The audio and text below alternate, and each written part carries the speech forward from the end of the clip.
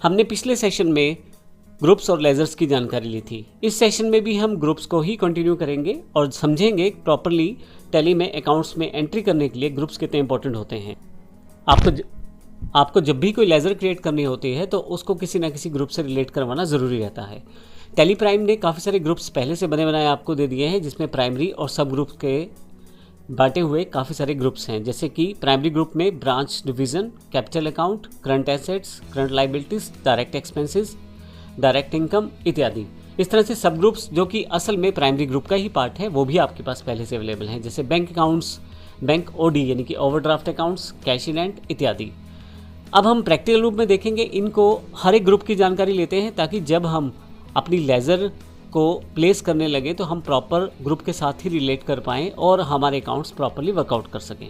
मेरे पास पहले से टैली प्राइम का इंटरफेस ओपन है और यहाँ से मैं अपनी सिलेक्टेड कंपनी के अंतर्गत गेटवे ऑफ टैली में हूँ। आप मास्टर्स पे जाएं और क्रिएट पे क्लिक करें तो आपके पास यहाँ पे लिस्ट ऑफ मास्टर्स अवेलेबल हो जाएगा। यहाँ अकाउंटिंग मास्टर्स में आपके पास लेजर्स हैं। यहाँ मैं आपको एग्जांपल दिखा के समझाने वाला हूँ कि किस तरह से आप कौन से ग्रुप में किस लेजर को प्लेस कर सकते हैं, ताकि आपको ये आसान रहे समझना कि कौन से लेजर को किस ग्रुप से रिलेट करना है। तो यहाँ पे यदि मैं किसी भी लेजर का नाम लिखूँ, जैसे एग्जांपल मैं यहाँ पे राम कैपिटल ही टाइप कर देता हूँ,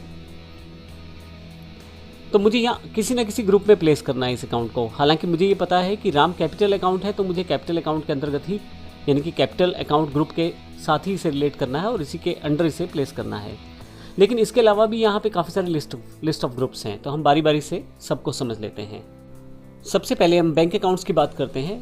लिस्ट ऑफ ग्रुप्स में सबसे ऊपर बैंक अकाउंट्स हैं। बैंक अकाउंट्स में आप अपने कंपनी के करंट अकाउंट्स की इन्फॉर्मेशन यहाँ देने वाले हैं, जिनके साथ आप अपनी बिजनेस ट्रांजैक्शन को रिकॉर्ड करने वाले हैं। जैसे मान लीजिए आप ABCD कंपनी के नाम से कोई अकाउंट खुलवाते हैं किसी बैंक में, तो उसकी जानकारी आपको यहाँ देनी पड़ेगी। यदि आपके एक से अधिक अकाउंट्स हैं तो वो भी आप यहाँ मेंशन कर सकते हैं, ताकि आप जो बिजनेस ट्रांजैक्शन करें उन अकाउंट्स के साथ उनको आप यहाँ पे मेंशन कर पाएँ। जैसे एग्जांपल IDBI का मेरा एक करंट अकाउंट है तो बैंक अकाउंट्स के अंतर्गत आ जाएगा, और SBI के बैंक में भी मेरा एक करंट अकाउंट है तो वो भी बैंक अकाउंट्स के अंतर्गत आ जाएगा। उसके बाद है bank OCC account. Bank OCC का मतलब है बैंक ओपन कैश क्रेडिट। ये एक फैसिलिटी रहती है बैंक के द्वारा स्मॉल और मीडियम एंटरप्राइजेस को एक तरह से ओवरड्राफ्ट दिया जाता है, यानी कि जो लिमिट है उनकी तय की गई है उससे अधिक थोड़े से पैसे वो निकलवा सकते हैं ताकि वो अपने बिजनेस को सुचारू रूप से चला सकें। तो ये जो फैसिलिटी है बैंक द्वारा फैसिलिटी दी जाती है अपने क्लाइंट्स को, अपने कस्टमर्स को। इसी तरह से जो बड़ी ऑर्गेनाइजेशन होती हैं वो बैंक OD का इस्तेमाल कर लेती है, यानी कि ओवरड्राफ्ट अकाउंट्स। इसमें बैंक जो लिमिट उनकी रहती है या जो उनका जमा अकाउंट में रहता है पैसा, उससे अधिक पैसा निकालने की सुविधा देते हैं।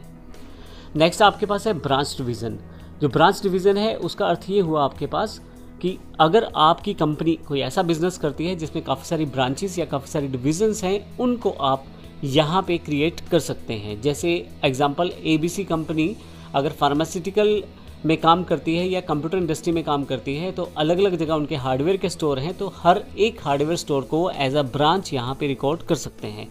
तो इसका मतलब ये हुआ टैली प्राइम में हम ना केवल अपनी गोडाउन या अपनी ब्रांच की ट्रांजैक्शन रिकॉर्ड कर सकते हैं, बल्कि अपनी बिजनेस की बाकी ब्रांचेस की ट्रांजैक्शन भी यहाँ पे रिकॉर्ड कर सकते हैं। नेक्स्ट कैपिटल अकाउंट है। जो आपका बिजनेस ओनर है उनके अकाउंट्स यहाँ पे क्रिएट किए जाएंगे। जैसे मेरे पास एग्जांपल में राम कैपिटल है, उसका अकाउंट मैंने यहाँ पे क्रिएट किया है। कैश इन हैंड, आपके पास डिफ़ॉल्ट लेजर जो कैश वाली अगर आप प्रयोग करना चाहते हैं तो आप उसको कैश इन हैंड के साथ ग्रुप में रिलेट कर सकते हैं।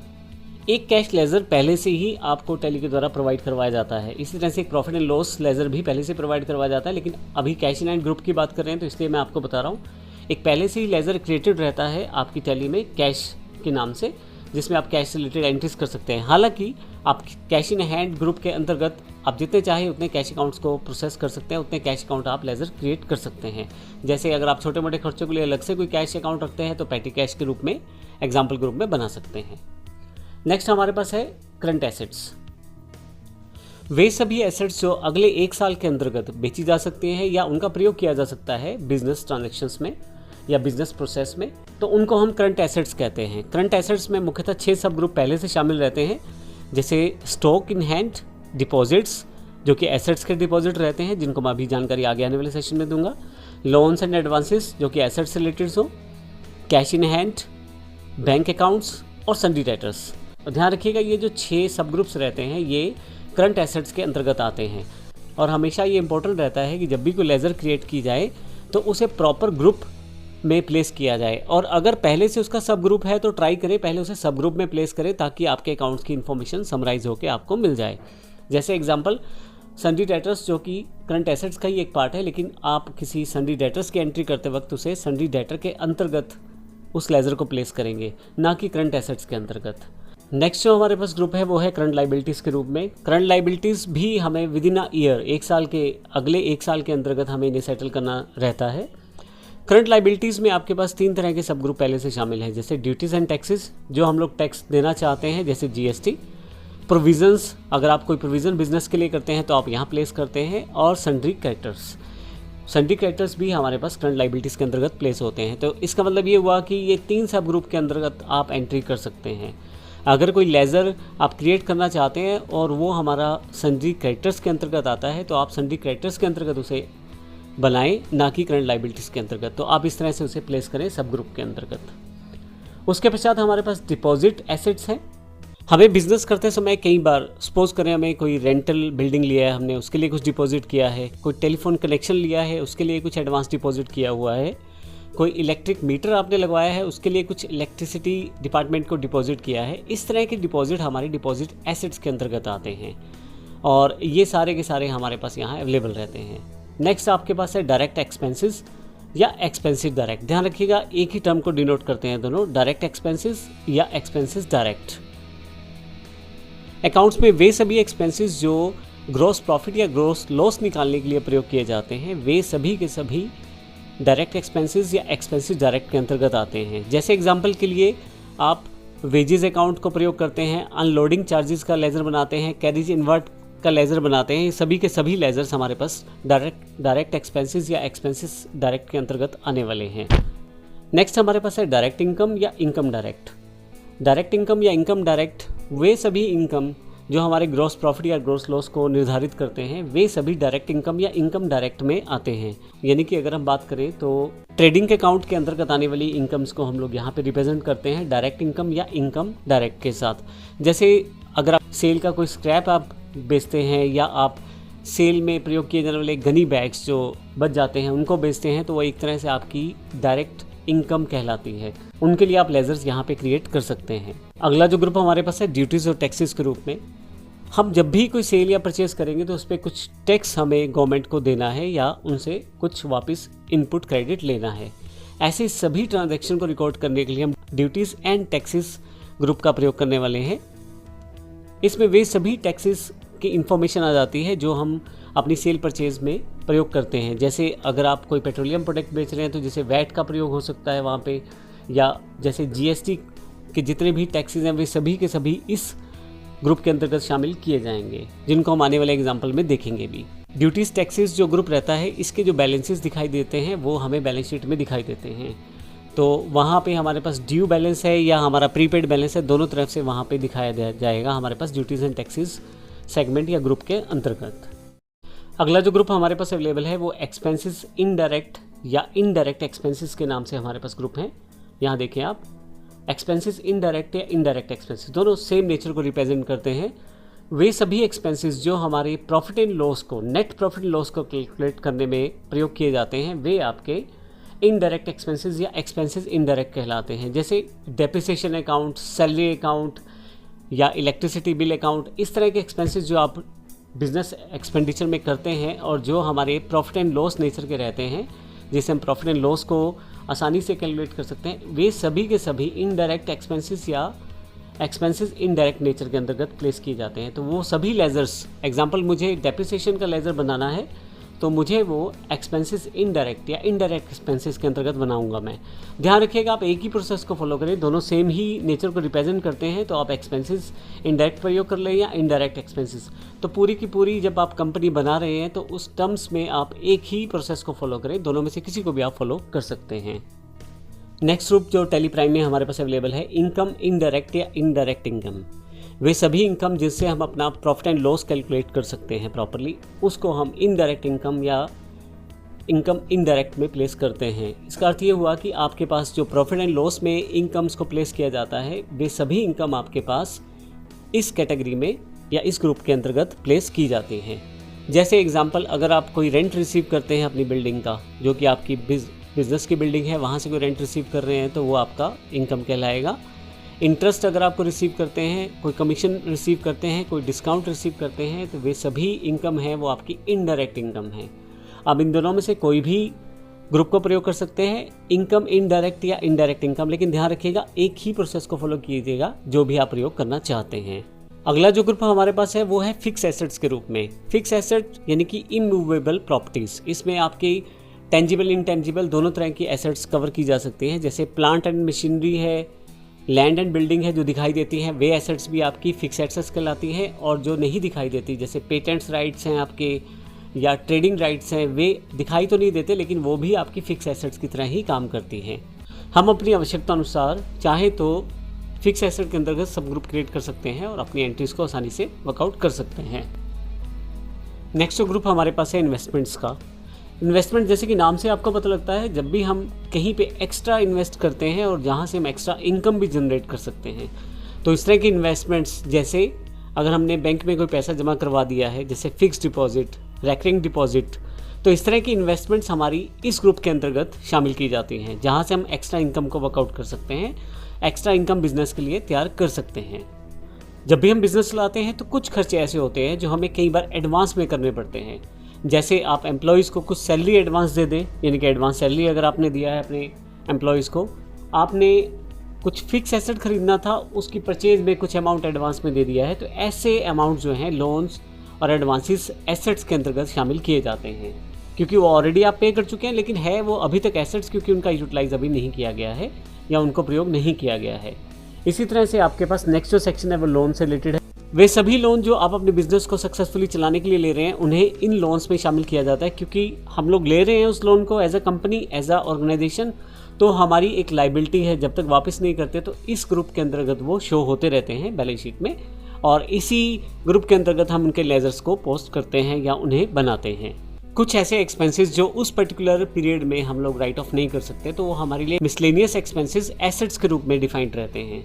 जैसे कि एग्जांपल, आपने कॉपीराइट के लिए लमसम फीस पे कर दिया है या प्रीलिमिनरी एक्सपेंसेस कुछ पे किए हैं, जिनको उस पर्टिकुलर ईयर में, जिस साल में अकाउंट्स बनाए जा रहे हैं, उसमें आप राइट ऑफ नहीं कर सकते, तो वो आपकी एसेट्स में मिसलेनियस एक्सपेंसेस में शो होते रहते हैं। बिजनेस में एकदम से आए हुए खर्चों से बचने के लिए हम कुछ ना कुछ प्रोविजंस पहले से बना के रख सकते हैं। तो ऐसी सारी लेजर्स को जो एक प्रोविजन के तौर पे काम करती हैं, उसे हम प्रोविजंस ग्रुप के अंतर्गत शामिल करते हैं। जैसे एग्जाम्पल के लिए इनकम टैक्स का एक प्रोविजन हम बना लें, या बैड डेट्स के प्रोविजन बना लें, या डेप्रिसिएशन का प्रोविजन बना के रख दें, तो वो सभी के सभी हमारे पास प्रोविजन ग्रुप के अंतर्गत शामिल रहते हैं। अगला जो ग्रुप है हमारे पास परचेज अकाउंट्स है। किसी भी तरह की परचेज, चाहे वो जीएसटी परचेज है, नॉन जीएसटी परचेज है, स्टॉक के साथ है, विदाउट स्टॉक है, लेकिन अगर वो परचेज से रिलेटेड अकाउंट्स हैं तो वो आपके सभी परचेज लेजर, जितनी भी परचेज लेजर्स हैं हमारी, वो लिस्ट ऑफ ग्रुप के अंतर्गत परचेज अकाउंट्स के अंतर्गत ही क्रिएट की जा सकती हैं और वहीं प्लेस की जा सकती हैं। नेक्स्ट दो ग्रुप रिजर्व्स एंड सरप्लस और रिटेन्ड अर्निंग एक ही नेचर के हैं, आप दोनों में से किसी को भी इस्तेमाल कर सकते हैं। जब हमें बिजनेस में कभी इस तरह से बचत करनी पड़ेगी, हम उसे फ्यूचर में प्रयोग कर पाएँ अपनी बचत को, अपने प्रॉफिट के शेयर को, तो उसे हम रिजर्व्स एंड सरप्लस में डाल सकते हैं।